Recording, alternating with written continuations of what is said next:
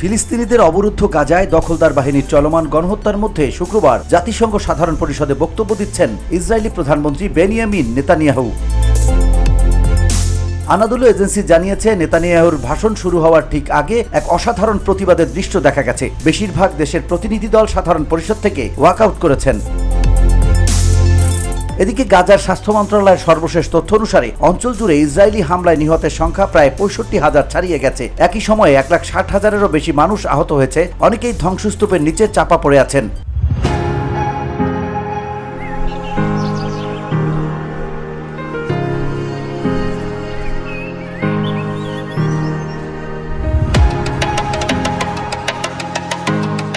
চলতি বছরের শুরুতে যুদ্ধবিরতি ভঙ্গের পর ২৭ মে থেকে ইসরায়েল জাতিসংঘ এবং আন্তর্জাতিক মানবিক সংস্থাগুলোকে এড়িয়ে গাজা হিউম্যানিটেরিয়ান ফাউন্ডেশনের মাধ্যমে একটি পৃথক সাহায্য বিতরণ উদ্যোগ শুরু করেছে। এতে সমর্থন দেয় যুক্তরাষ্ট্র। এই পদক্ষেপের পর গাজায় দুর্ভিক্ষ স্পষ্ট হয়ে ওঠে।